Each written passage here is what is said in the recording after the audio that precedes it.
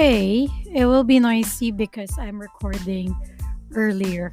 Today I just kind of feel like I should be talking to someone. So um instead of going to chat apps or instead of going to dating apps or sometimes I try Omegle. I'm just going to talk to you, stranger. I think I've been having better conversations with you lately, really, than having to talk to a lot of these people who wanted to know somebody, but in the end, they don't really want to know you. They just want to have some fun. Having fun is not a problem for me. I think I'm a fun person, I think. But then again, at some point it kind of gets repetitive. It kind of gets boring. And I don't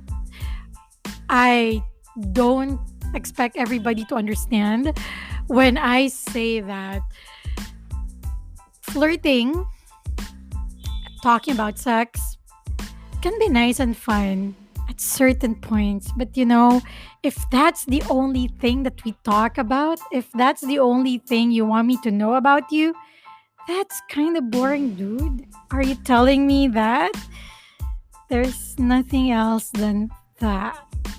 Okay, well, if you're here, you're also probably bored just like me. Let's get to the nicer, more intense kind of love now. And for this episode, we will be talking about Ludas. I don't know if my mic is too loud, which is technically your playful love.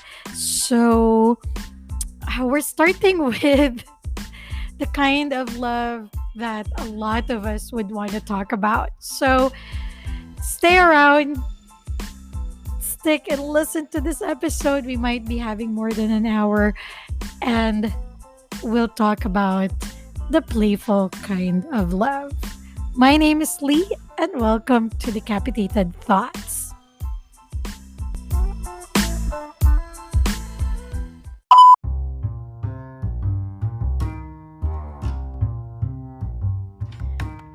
I honestly like the idea of just doing this freestyle as opposed to like having my usual outline.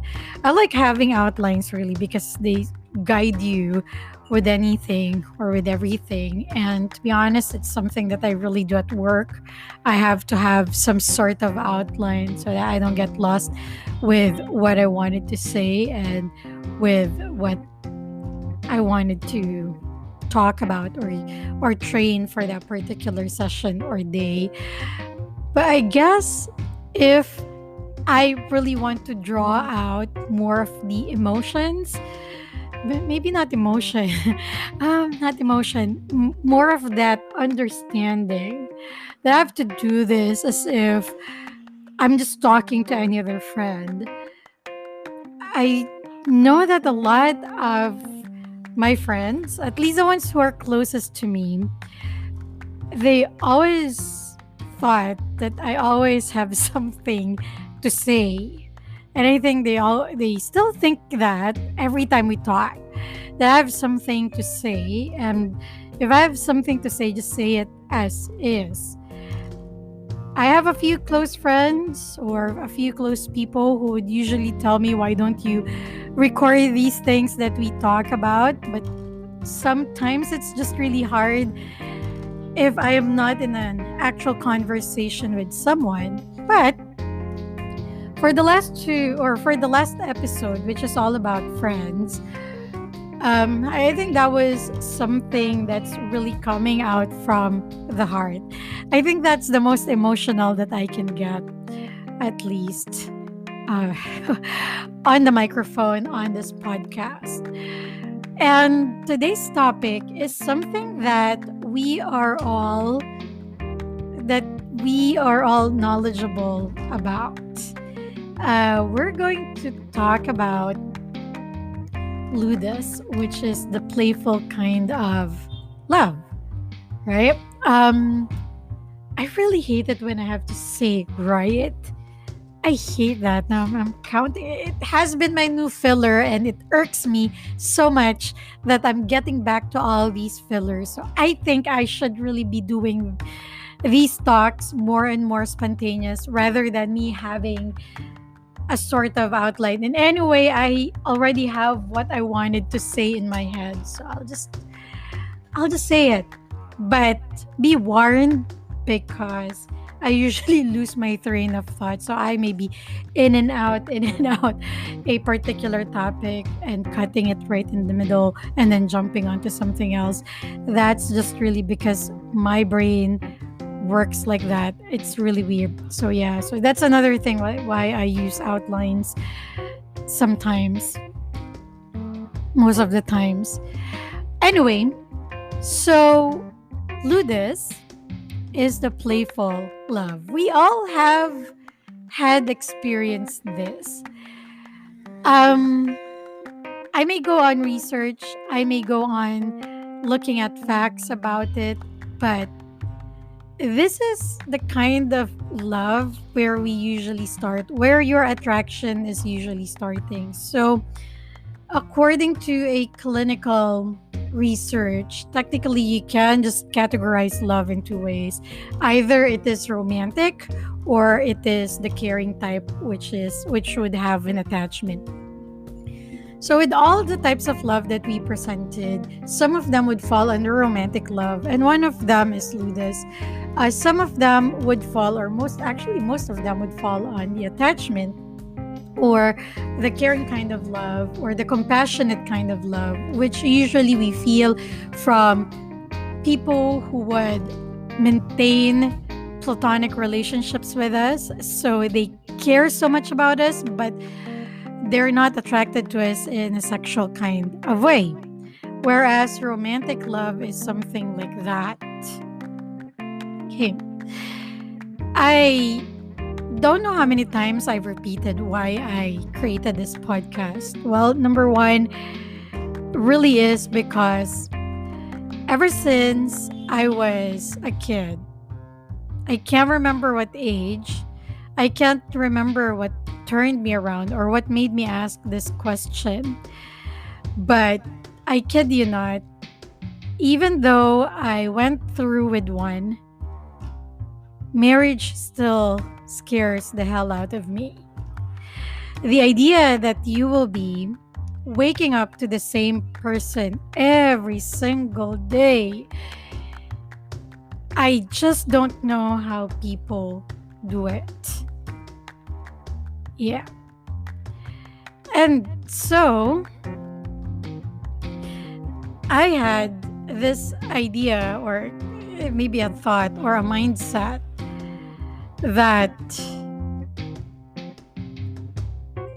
made me realize that I'm not really good with relationships. I'm not doing these pauses for dramatic effects, believe me. Just looking for better words to actually say it now that I don't have an outline. And I just don't want to be lost in this conversation. Because now we start talking about romantic love.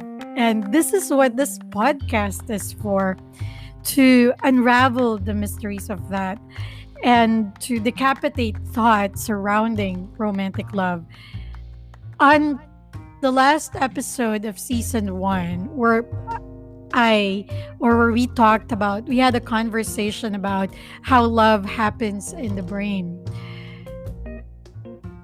I think, no, not I think, I know that I am not really very good with any types of relationships.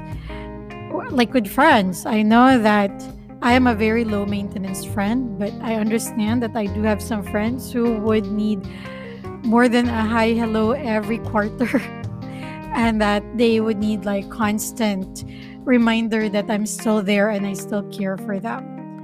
And maybe that's also the reason why over the course of the pandemic I kind of lost a couple of them, because it's not that I don't want to bend. It's tiring for me to be constantly be around people. This one I'm still trying to find within me. I don't know where it came about, or maybe it has been a result of different experiences. But I just realized because the other day on that app that I was talking about, where people can just post what they feel, you can give them like insights on what they feel. There was this one user who posted that everyone just leaves him. Every or her. I sorry, I now I realize I don't even know if the user is female or male. But that's the whole thing about that person's post is that she is asking why everyone romantically involved with him or her would leave him or her. And then he or she would meet a new person and it would happen all over again. I think this person knows that there is some kind of pattern, but they're just really not, what do you call that, acknowledging that they have a pattern with these people.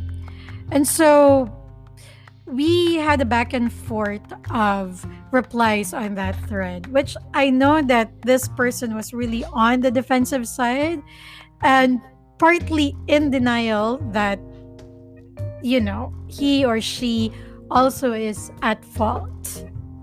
And as we go through along that back and forth of lines, I realized that he or she was in the mindset of anyone he or she meets would just leave him, her anyway. And that triggered a really strong reaction with me. It's strong enough that I had to tell this user that I am in the same mindset too. Honestly, I'm in the same mindset too, and it hasn't worked out for me.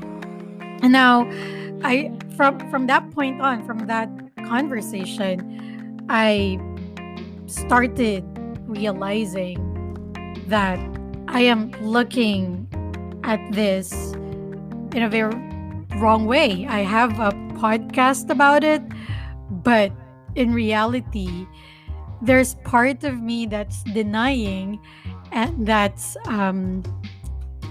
judging people. And there's a part of me that didn't really want to demystify these things because I had been so comfortable in that idea that everyone would leave anyway. As I was, and it's really nice to be in conversation with people because you also get to know a part of yourself. I was really thinking that whatever advice that I may give to this person may also apply to me. So I know that I have a pattern and I've tried to improve that pattern over the years. And I can say I have truly progressed from where I was before. And now I have a good idea what makes people stay. And I have a good idea of what keeps them in like a long relationship with a heavy commitment like marriage. Like how and why they want to wake up to the same person every day. But that took me 37 years? No, okay. Let's minus the first like 10 years or 15 years. No, 10 years of my life. So 27 years? Took me 27 years to realize that. To see relationships rise and fall, and not just my own, but with other people too, and how painful it can be for some people, and how some people deal with it, how I've dealt with it, all the denials, all the painful heartbreaks. But at that very moment when I was replying to this person, it just came to me. I just realized that I was still looking at it the same way. I may have improved with the way that I care for people.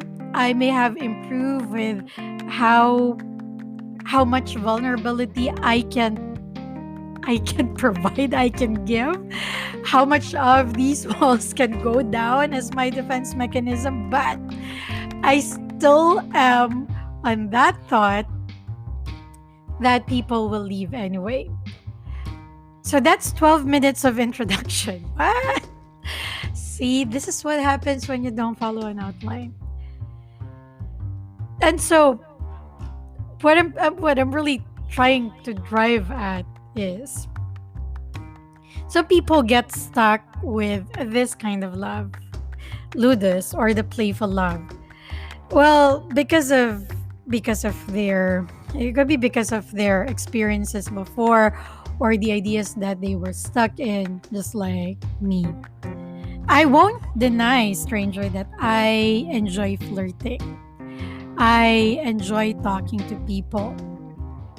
So, on a dating app, when somebody asks me, why are you on this app? It's just so hard to answer that question.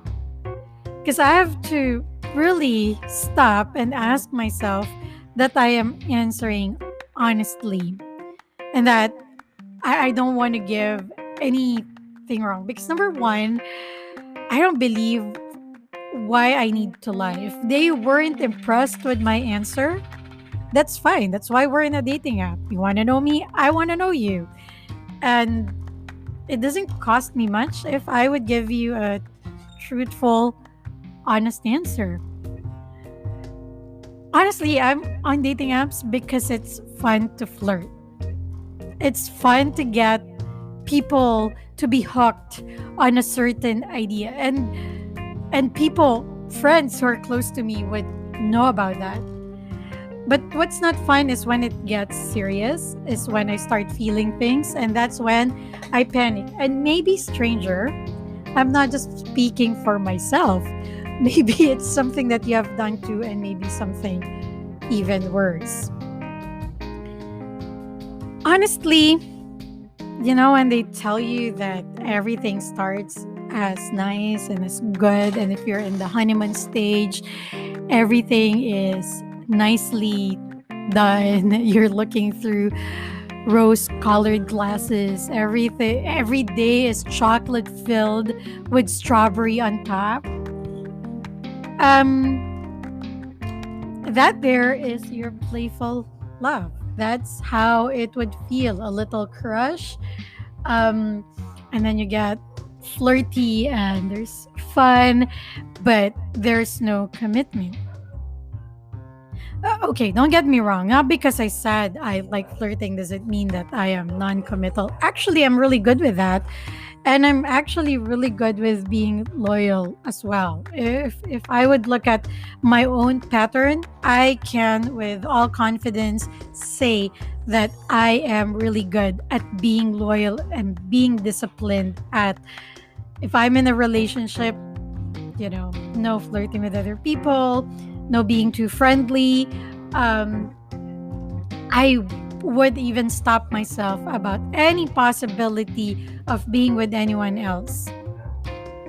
I'm good with being loyal. And that I can say honestly, proudly, and confidently. But of course, I could also be at fault with that because towards the end, I haven't recalled the time that I was the one who actually broken up with a person. I would come to realization that I want to break up with a person, but I just can't do it. I just can't. There's just too many why, how, when, where their feelings would get hurt. But in the end, once they do it, once they get the courage to do it, they don't really care about my feelings anyway. They're just gonna do it, and it's just really weird. But in any way, I do I like the idea of flirting. I actually love pickup lines, okay, I'm gonna share one with you. It's really bad, but it works all the time. I've tried this on, oh my god, I've tried this on several occasions, and it's always working. Especially with those people who would have a profile that says humor is important to them, and that they would only reply if you have like a unique introduction. Excuse me. Excuse me, that's why I need an outline. I'm really trying not to stop this recording and listen to it and cringe at the mistakes or the errors that I made. I think that makes it more human, but I'm really trying so hard right now not to give in the urge of coming up with an outline or paying attention to all the background noises that may be coming in and make me want to re-record this whole thing. Anyway, so I'm gonna share with you that pickup line that I like it. Because it's not unique. Somebody had used this on me and I just found it witty. Well, actually, it's not even witty. I just found it funny, and I'm like, oh, you know what? I can do better than that. I can do better than this guy who gave this pickup line to me. And so, all right, and so I would just do it. So, normally when you match with people on dating apps, they would just say hi or hey or how are you, and then right away, because you have a profile, unlike when I was chatting back in my MIRC days where you get to say ASL and whatnot. We I guess kids nowadays, and I have the authority now to say kids. Kids nowadays would skip the age, sex, and location, because number one, you already know that they're male, if that's what you're looking for, or female, if that's what you're looking for. Or usually on a dating profile, you would see how far this person is from you or which country they were from. But you have to read the profile, and most of them would have their age anyway on their profile, unless they placed in something different, but they skip all that crap. So they would usually just say hi, which is really boring, honestly.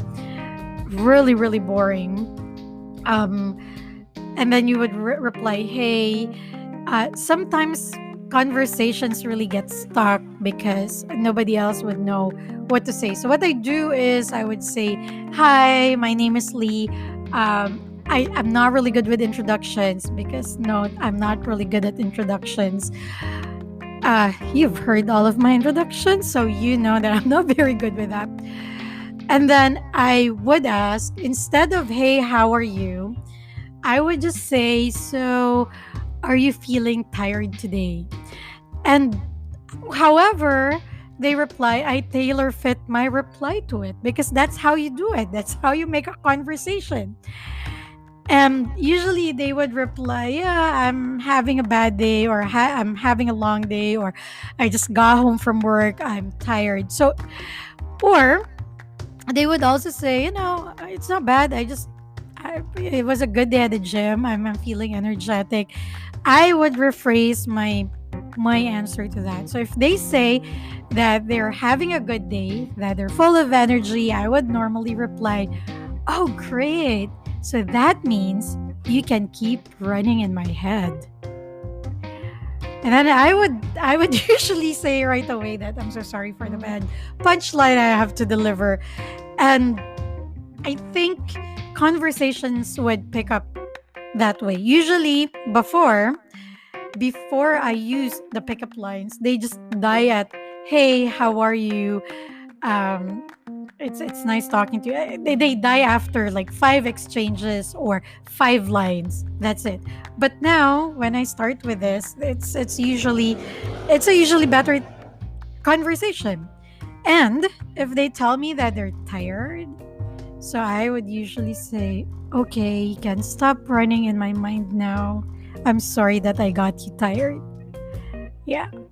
I had one very interesting reply. So this guy told me, it's so fun that the roles had been reversed. Usually I'm the one trying to make the girl laugh, but now it's the other way around. And so we had more conversation because of that. And I guess it's not every day that you meet a girl who's really bad at pickup lines. So Yeah, I'm not saying that I'm good with it. I'm really bad with it. I have some others, but I think this one is a really good opening if you want to have somebody talk to you. And I'm telling you this because I really just want to get it across how much I like the idea of flirting. Yeah, before we continue, let's take a break, a short breather.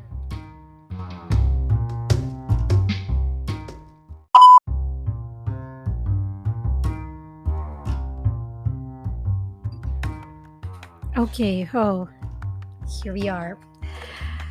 Um, so that first 22 minutes, it was kind of long. Did you check your phone? Did anyone send you a message over that short break in between? Um, we will talk about, no, we're talking about, skip the we will. We're talking about playful love.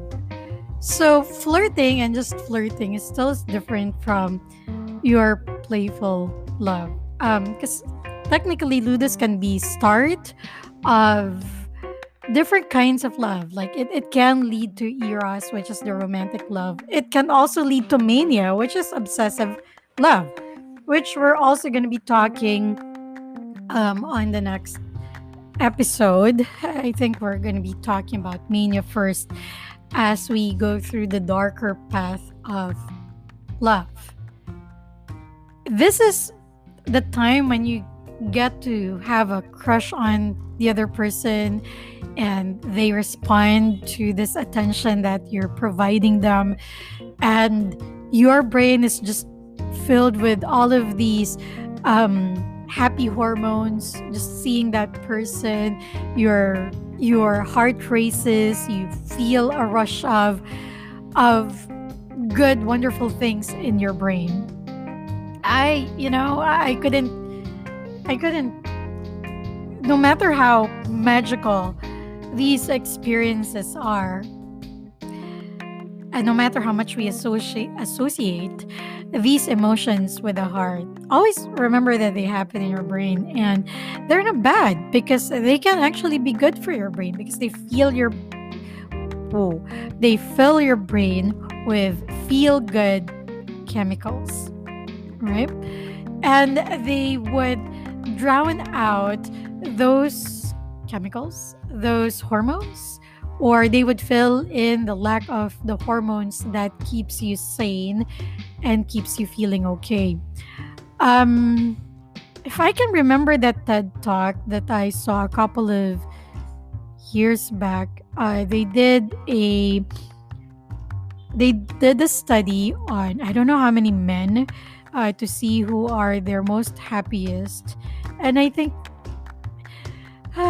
this is a really good study, but a very bad one as well. So they follow them from like childhood to adulthood.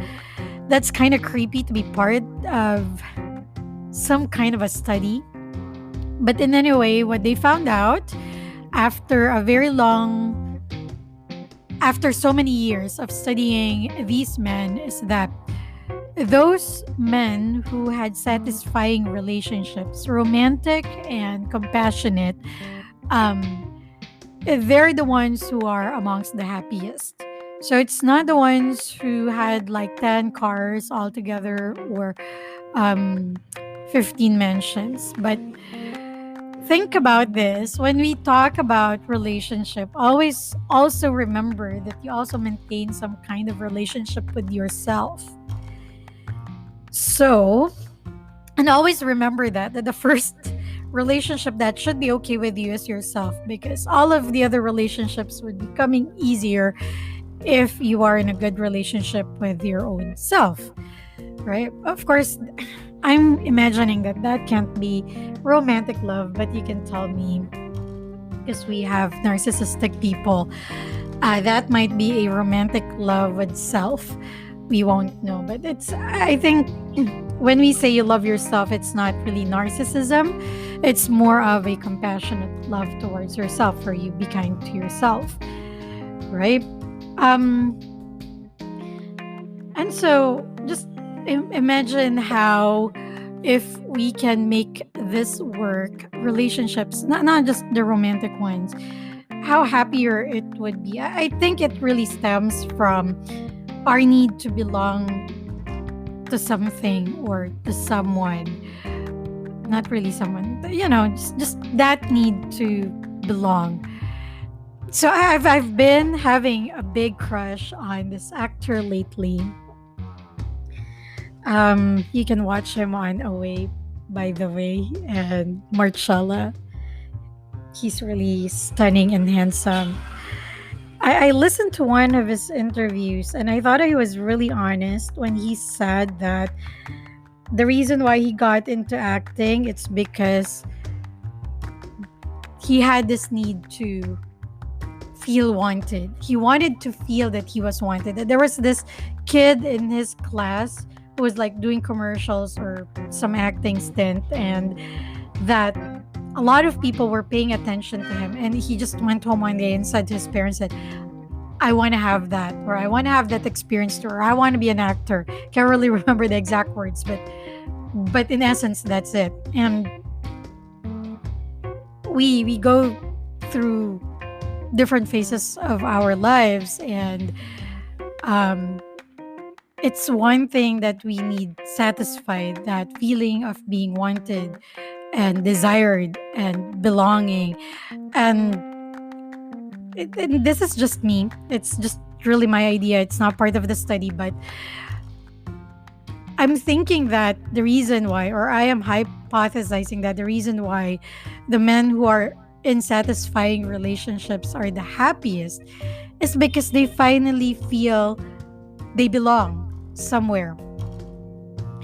I think people who had been so accepted by their community, they also feel happy. They also lead satisfying lives because they belong.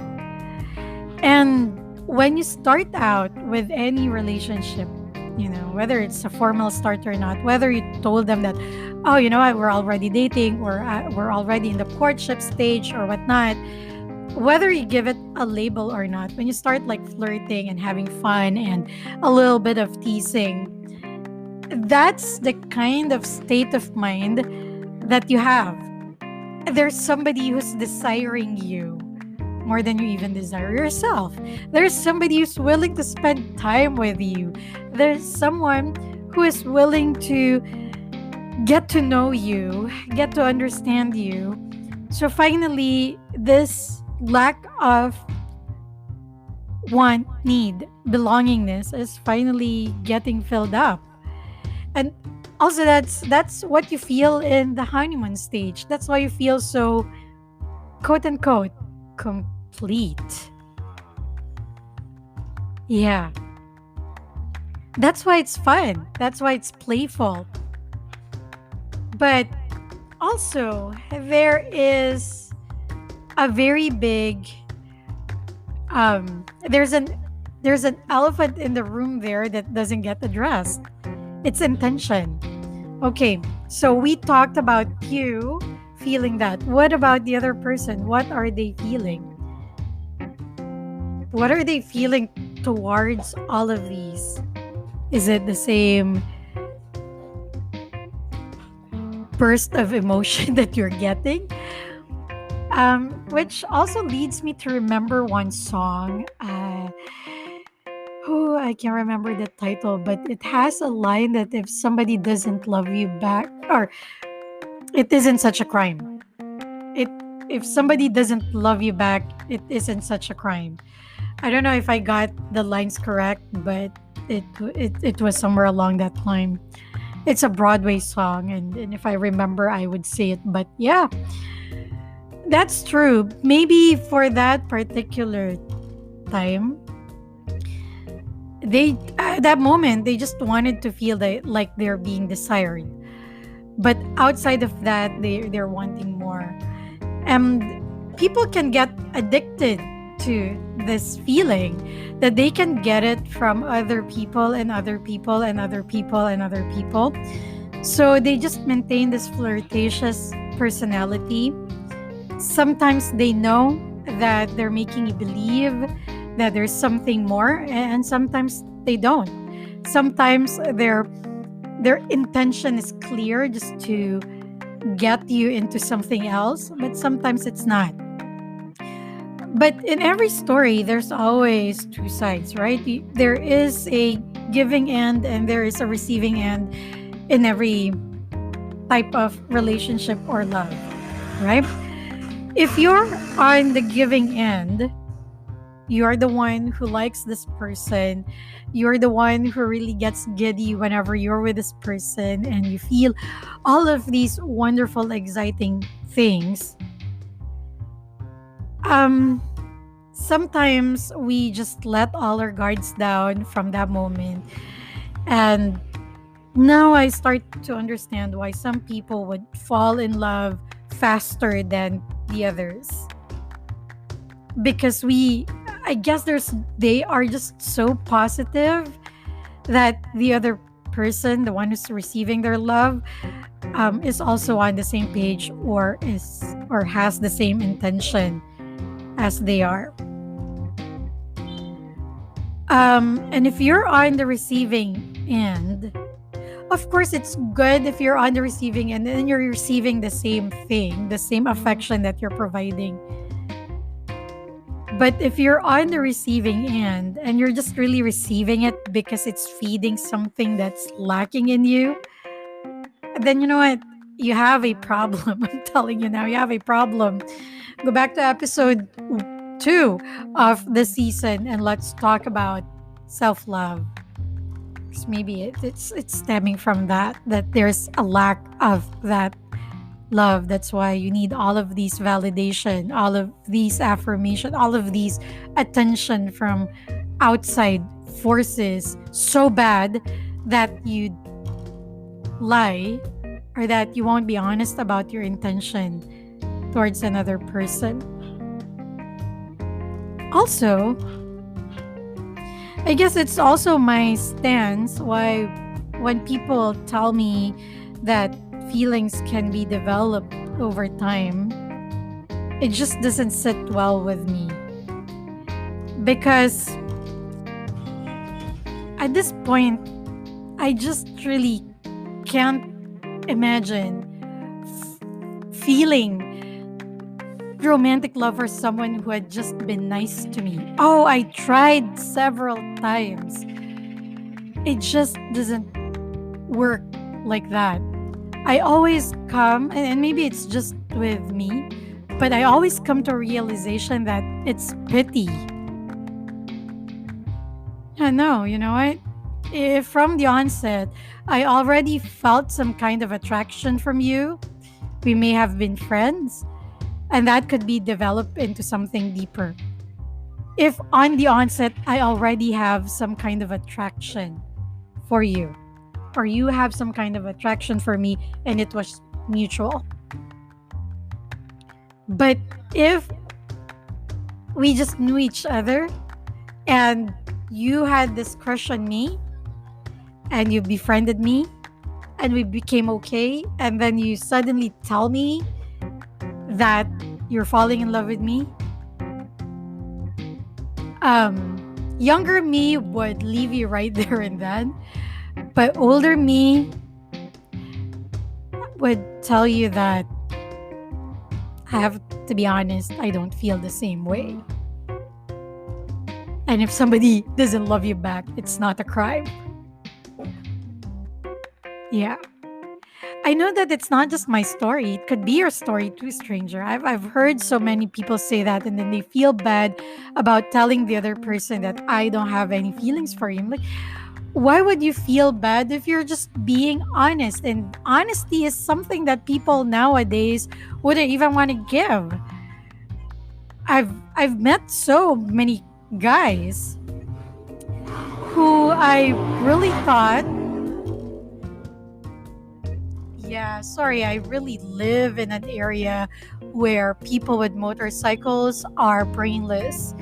And if my neighbor would have heard this, yes, neighbor, you are plain and simple brainless. Have that motorcycle fixed because a noisy motorcycle is not a good sign. Anyway, going back. So if you get to track me down, you'd be able to know who my next door neighbor is. I have two next door neighbors, and I would tell you it's on the left side. Yeah, it's on the left side. Whichever your left is, just have to figure out. There's a motorcycle in front of their door. In any way, so I really get sidetracked with all of these noises, and that's the reason why I kept on repeating these recordings because I get sidetracked with the noises. That's coming from my very big window, which I truly love because cold breeze would just be coming in at night, and that's really awesome. And in the morning, it provides all the type of sunlight to every type of plant that I have in my little jungle. And before I was rudely interrupted, um, what was I talking about? Oh yeah, right. So I've met so many guys where they would lead you on and lead you on because they need you. They need you to fill in that gap, that void. And I'm not saying that this is just for guys. It's just that I personally date guys. So I would say I've seen a lot of guys. With female friends, no, I think probably with girls that I know, there would only be probably a few of them who would do that.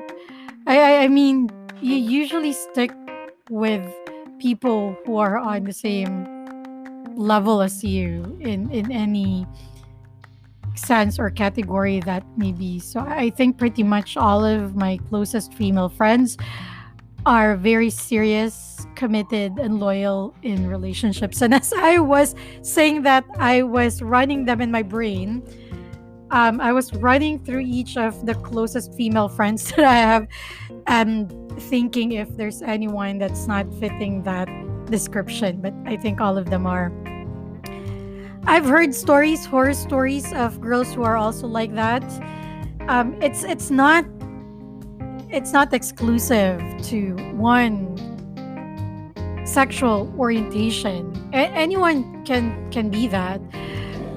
So they really need somebody to make them feel good constantly, and thus they keep this flirty personality or identity, and they go through it, and they just can't get serious. And I remember talking to a Spanish guy who told me that he's afraid that when the time comes that he meets a girl that he wanted to commit to, that he won't be able to do it because he had been so because he had been doing this for a very long time, like avoiding commitments, just being flirty, doing fun things, and it had worked for him.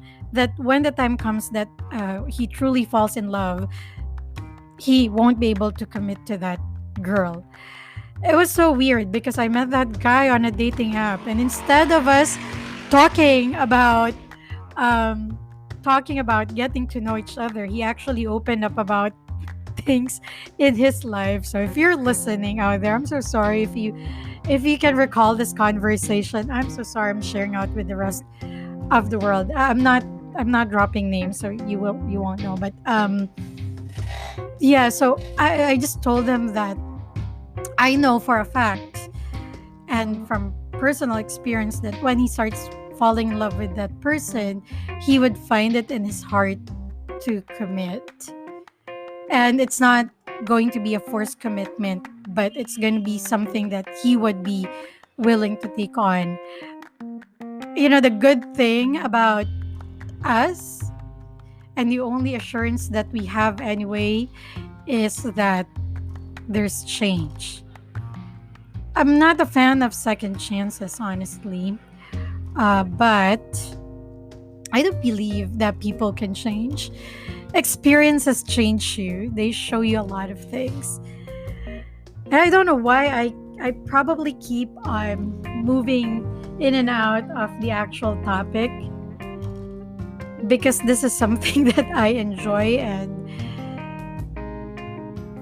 I would want to say at this stage it's just really fun. And I can say that I'm only enjoying it now. I've always known that I enjoy those first meeting, the first time that you talk to a person.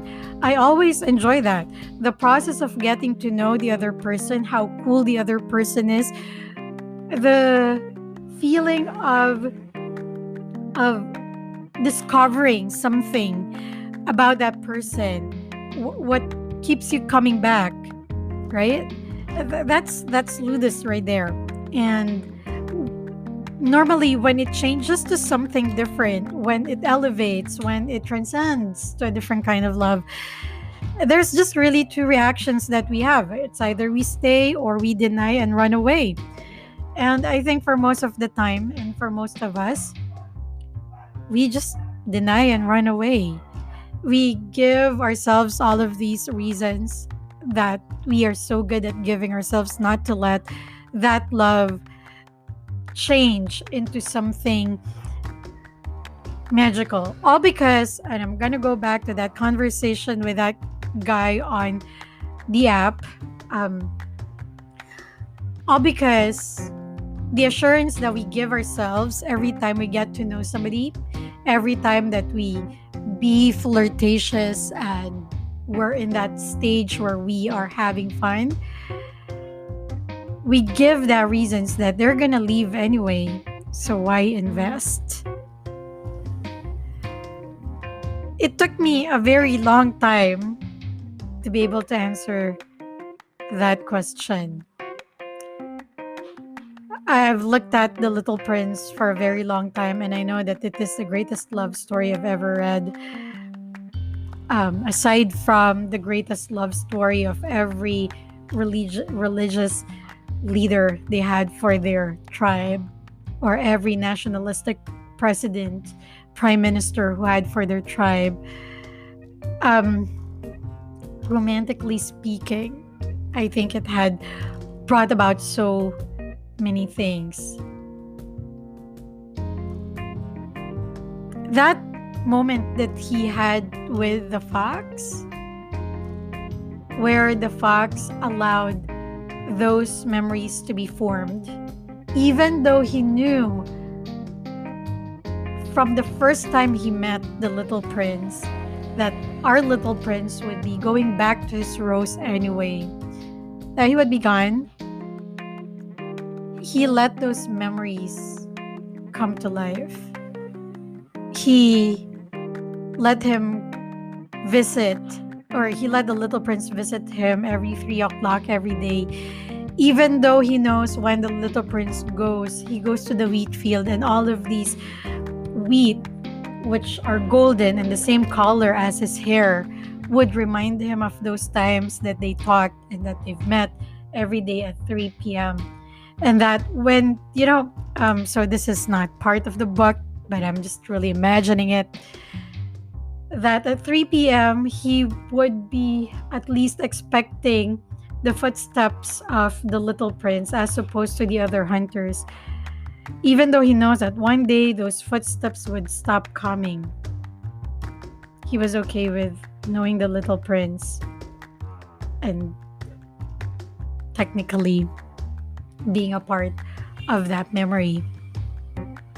We don't enjoy flirting the way that we're supposed to enjoy, I think, because when we flirt, we all have that fear that this person would be leaving anyway. And until we get that assurance that they're not, we get serious, but we don't really get the fun out of it. Ludus is playful love.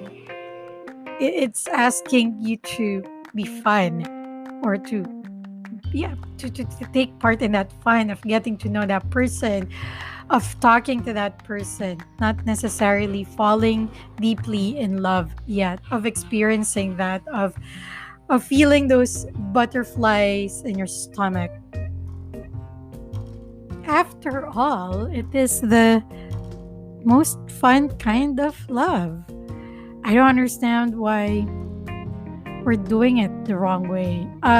It's either we have the fear of that, or we use it as a tool to fill in that gap of, that lack of love in ourselves. We've all been guilty of that, for sure. There was this one person who professed their love to you. I'm sorry, but I'm just gonna say it, and you used them. I'm guilty of that. It's not fun to think about it now. It's bad. It's not giving me shame though, but I'm guilty of that, and I feel bad. And I wish I could have said sorry, but I comfort myself with the thought of they might have had the same idea. We might have had the same intentions. That's why it never progressed, because we were just both stuck at that point. And maybe they also want to say sorry to me. I won't say that I forgive you because I'm not dramatic, but I would just want to say I know. And I hope you also know it too. Um, this was a long episode, huh? Because there's just really so much to talk about it. On the article that I'm looking at from mindbodygreen.com, it says a tip for Ludus. Remember that all your crushes don't need to get serious or pan out into full-blown relationships. Sometimes there's great joy and pleasure in just enjoying the flirtation and the will we or won't we game. Yeah, that's true. While you're on that stage, while it is that kind of love, enjoy it. Go back to being high school, feel it, get excited, you know. And before I end our conversation today, just always remember, if somebody doesn't love you back, it isn't such a crime. It's from a Broadway musical, and if anybody can remember, please, please, please let me know. It's a really good song. And just enjoy it. If you're on that stage, enjoy it. Of course, with some restrictions, depending on how you are as a person, that's always fine. But allow yourself to enjoy it. Oh, I do allow myself to enjoy it. Believe it or not, I do. Oh, and also, sometimes in flirtation comes the best conversations that you can have with other people. Believe me. Stranger, thank you for staying today, and I'm happy to be talking to you again. And I'm liking this free talk without the outline and just freely remembering things that I want to tell you. So I'll let my outro do the talking, but if you want to get in touch with me, I'm on Instagram, so look for me, Lilith Star without the A.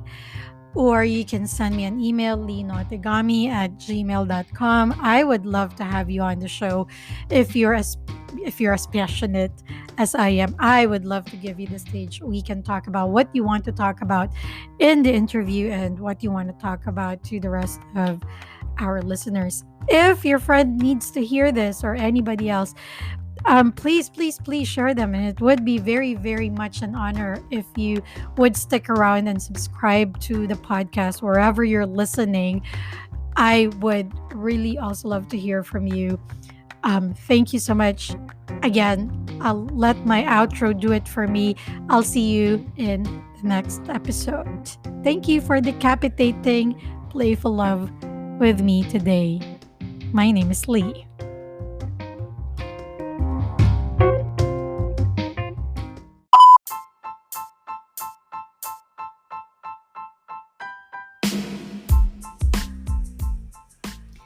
Hey there, stranger. Do you agree with what we have talked about today? Did you learn anything? Do you have a friend who might need this advice? Hmm, if you agree to all of those, don't miss an episode. Add this to your playlist and send this link to your friend. It was awesome having you today. Thank you so much for listening. My name is Lee, and this is Decapitated Thoughts.